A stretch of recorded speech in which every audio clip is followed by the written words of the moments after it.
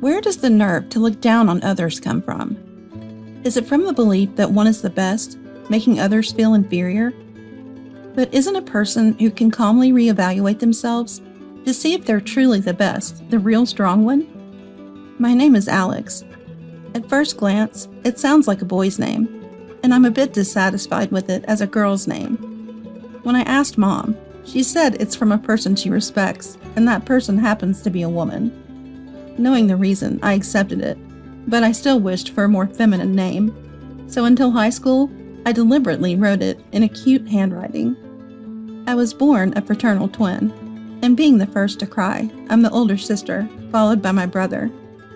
Mom wasn't undergoing fertility treatment. It was a natural pregnancy, making the 0.2% chance of having fraternal twins quite rare. My brother was named Theodore, a boyish name that I secretly envied. Mom said she named him after a mentor she once had, and my brother seems to embody Mom's memories, growing up healthy and strong.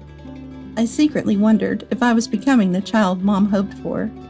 Dad is a doctor, a surgeon at a university hospital. He's a brilliant doctor who has successfully performed many complex surgeries.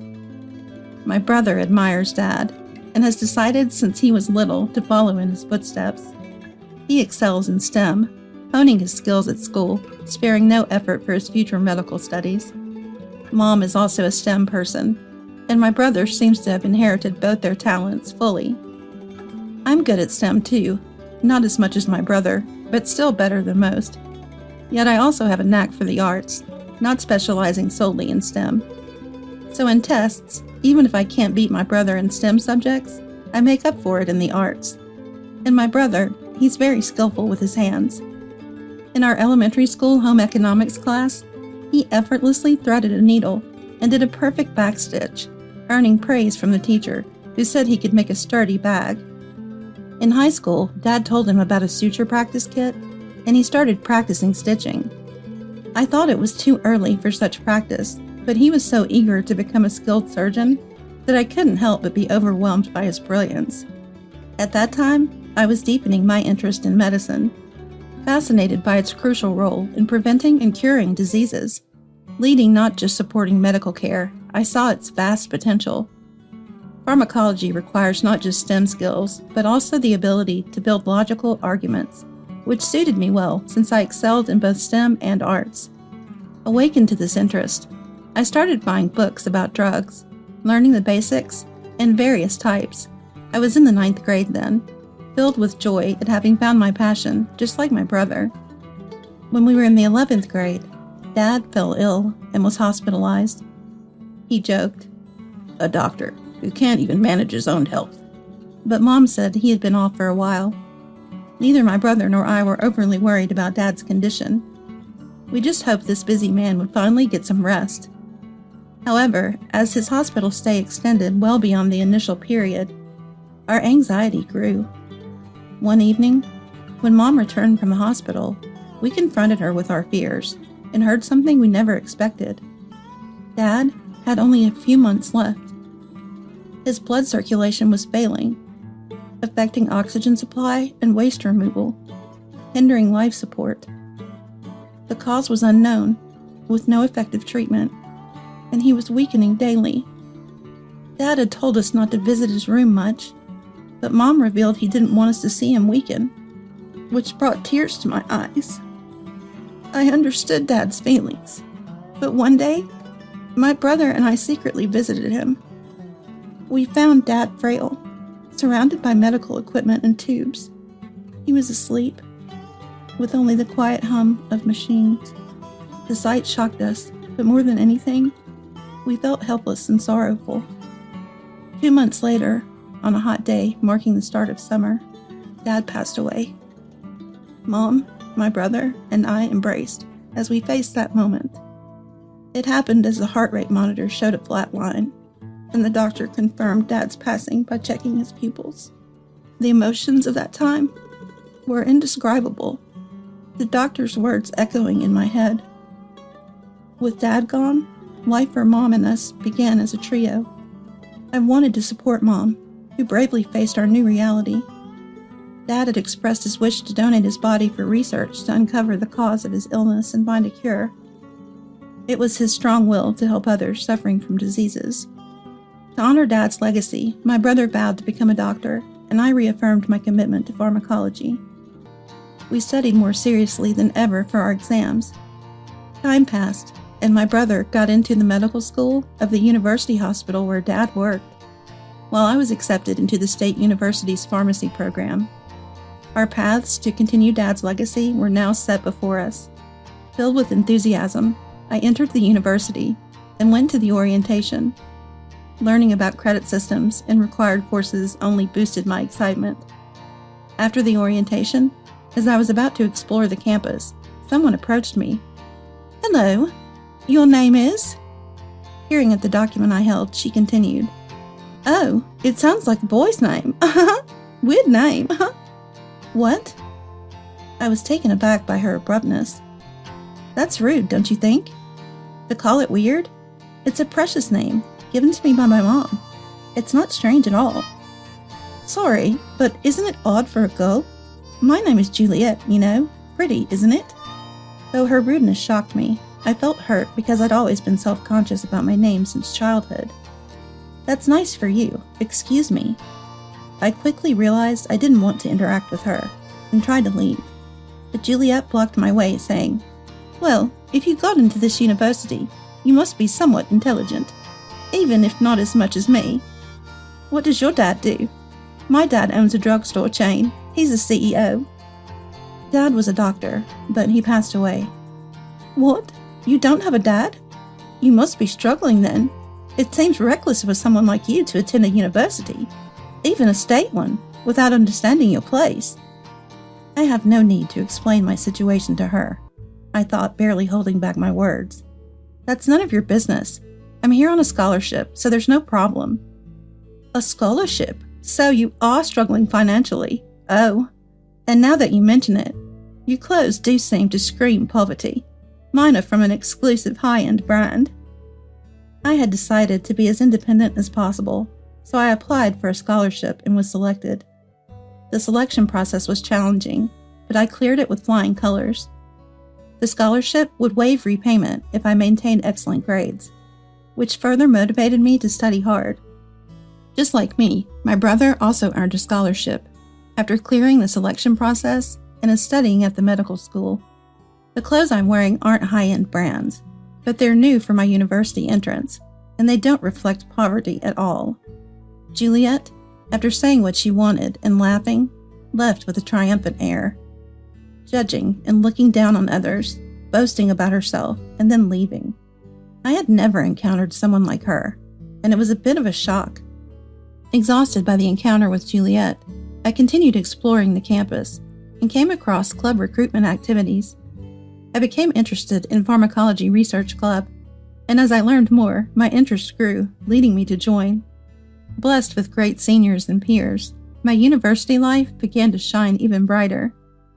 The seniors recommended elective courses, and I crafted my schedule. All the subjects seemed interesting, and I couldn't wait for the lectures to start. When I went to the university store to buy textbooks and materials, I unfortunately bumped into Juliet, the last person I wanted to see. Seeing the textbooks I was about to buy, Juliet said, "Oh dear, you're buying so little. It's not even half of what I'm getting. Planning to fail and repeat the year, are you?" I don't need to buy new ones. I received textbooks and materials from a senior who completed the courses last year. Along with the course recommendations, I had received used textbooks from a club senior. The textbooks were valuable, with key sections highlighted in red and helpful comments and notes written in them. "What? You're using second-hand stuff given out of pity? Struggling to afford new textbooks? How pitiful. I can't imagine using old things. But I guess you have no choice, do you?" That's not it. The notes and comments from the seniors are really helpful. You don't get that in new textbooks. Well, let's just say that's your excuse. Being poor must be hard. I wouldn't know about that kind of hardship. She had firmly decided I was poor, and nothing I said seemed to reach her. Even if I were poor, ridiculing and looking down on someone is inexcusable. but that common decency seemed lost on her. I genuinely didn't want anything to do with someone like her. After that, I had fewer encounters with Juliet due to different elective courses, but in mandatory classes, I inevitably ran into her. Juliet would bother me whenever she felt like it, often with belittling remarks, and her insults intensified when she was in a bad mood. Still at university? Maybe you should just give up and drop out. I smelled poverty, and there you were. By the way, what does your mom do? Day labor must be hard, right? She hurled such words effortlessly, astonishing me with their harshness. Despite these encounters with Juliet, my university life progressed smoothly. My grades were decent, and I got along well in club activities and with friends other than Juliet. Although my brother was at a different university, I heard he was top of his class. As always, impressively brilliant. Now I've become a junior.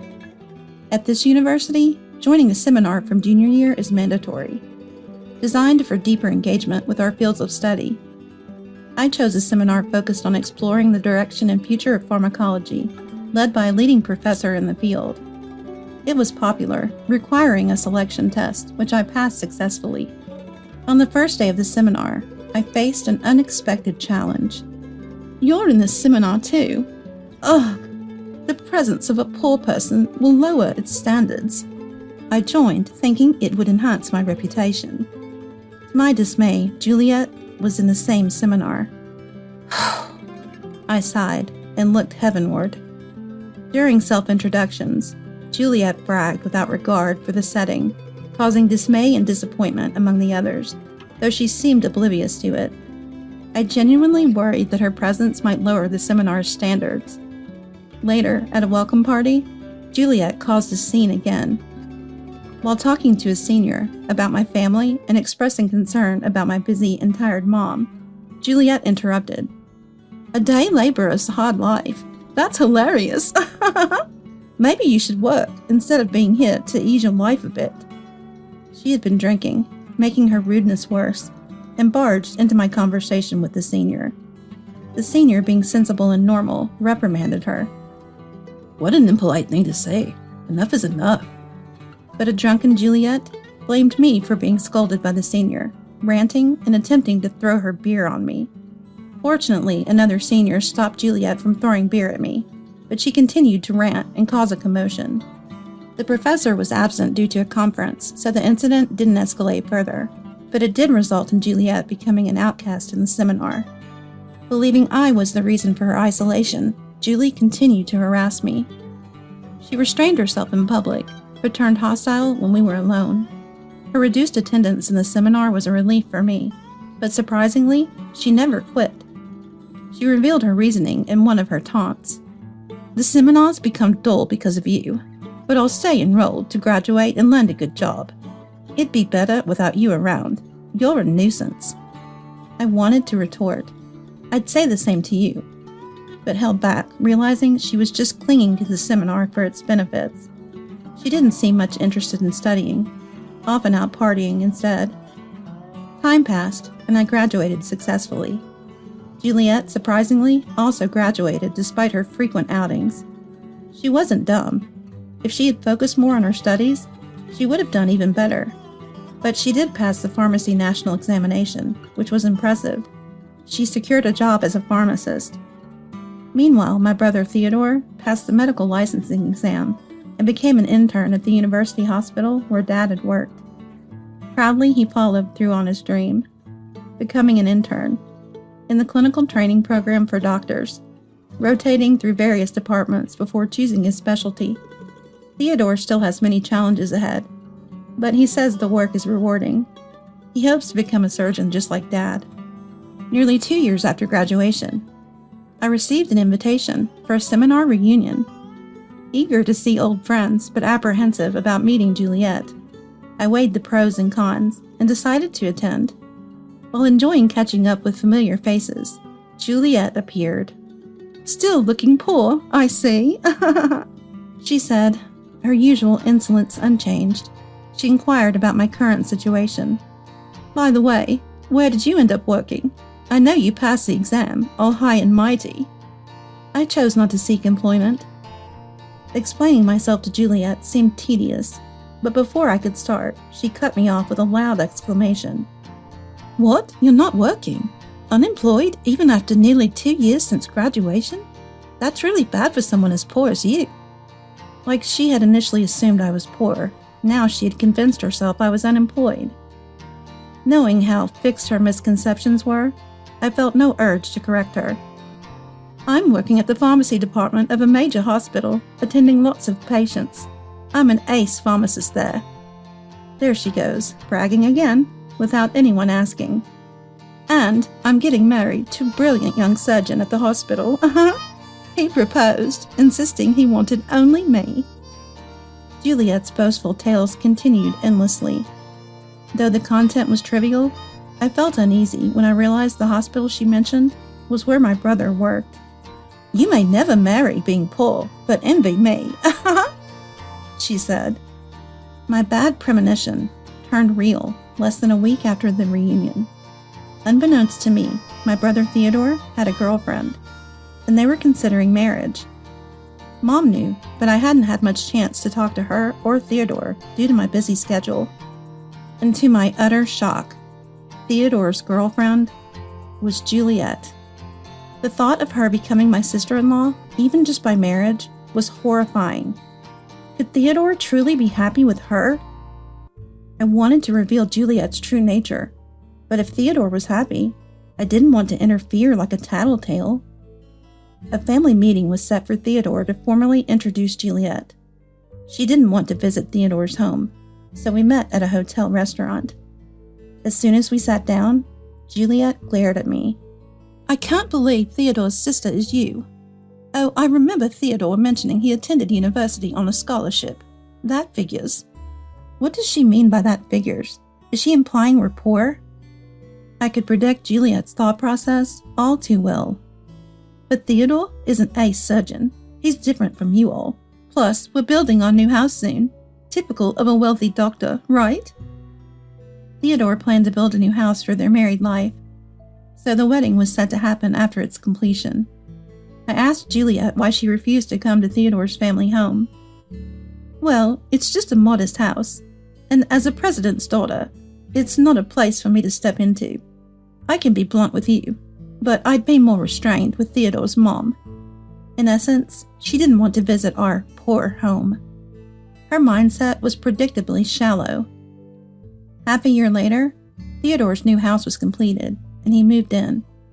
He invited us, including Juliet, to show off the new place. Juliet, having arrived earlier than Mom and me, had already seen the house. She was in a good mood, impressed by its grandeur. "Amazing, right? Just what you'd expect from a doctor like Theodore. Even more luxurious than my parents' house. Brand new, nothing to complain about." As we raised a toast to celebrate, Juliet made a shocking move. "You live in a different world than me. We can't have poor Germs around." She threw her glass of beer at me. "I was stopped at the seminar's welcome party, but this feels refreshing." Her spiteful remembrance of that old incident gave me chills, but I remained calm, because I knew what was coming next. Mom, laughing heartily, broke the news. "What are you talking about? I built this house." Juliet's smug laughter ceased. "What? But this is Theodore's house." She was visibly shaken, unable to continue. "Do you think a new doctor just finishing his internship could afford this?" Theodore handed me a towel and spoke to Juliet. "How could someone as poor as her build such a mansion?" "You think Mom is a day laborer, right? Poor you, with such misguided beliefs." "Mom is the CEO of a company that runs a chain of pharmacies," Theodore explained. When he mentioned the company's name, Juliet trembled. "That's impossible." No surprise there, as Juliet's father's drugstore chain was a subsidiary of Mom's company. Mom had taken over the business from my grandfather and expanded it, eventually acquiring Juliet's father's company. Like Theodore was inspired by our dad to become a surgeon, I was inspired by our mom, a top-notch pharmacist, to pursue the same career. Mom laughed and revealed, "I built this house. The kids got into university on scholarships, so I thought I'd prepare a house for them after marriage. Alex doesn't have a partner yet, so she'll have to wait. Mom, forget that. At the last family meeting, you were strange, and I was questioned by both of them. Mom investigated you after hearing about it. A seminar classmate of theirs, my friend, told me about Juliet's bizarre behavior. Third-party testimony is credible. As the conversation progressed, Juliet's face turned pale and trembled. I told Juliet's dad everything, and he apologized deeply. He said he'd disown you. I can't marry someone like you. Consider our engagement over. Wait, Theodore! Juliet pleaded tearfully, but Mom delivered the final blow. What's more, you've been involved in illegal activities as a pharmacist. We can't overlook that. Juliet burst into tears and collapsed, understanding the full implication. Mom's investigation revealed Juliet had been smuggling restricted drugs from the pharmacy, handing them over to outsiders. The pharmacy department of the university hospital has deep ties with Mom's company, and Mom was consulting with the head of the department. There were small but regular discrepancies in the drug inventory, prompting an internal investigation. During her student days, Juliet associated with criminals, getting involved in the use and distribution of illegal drugs. Initially, she stole from the university's supplies, and after getting a job, she began taking drugs from the hospital's pharmacy. Following Juliet's graduation, the university tightened its drug management protocols. There's no excuse for such lax management, but exploiting it to commit crimes is inexcusable. Of course, her actions are criminal and not something that can be simply apologized for. Juliet was arrested. I'm sorry for the trouble. My judgment was off. Theodore apologized. It's not your fault, Theodore. Lucky it was before the marriage. Live here with your future spouse. Next time, introduce me to someone nice. I'm busy and enjoying my research for now, so that might wait. After university, I pursued a master's degree on my professor's recommendation. I'm technically unemployed, as Juliet said, but I'm deeply engaged in research on a new drug, potentially effective against the disease Dad had. This research is a joint project with our university. It might fulfill Dad's hopes through your efforts. Mom's company is supporting it. Dad would be proud. I'm determined to continue this research, fulfilling my dream and Dad's legacy. I plan to pursue a doctoral degree, so receiving a house from Mom might wait a while longer.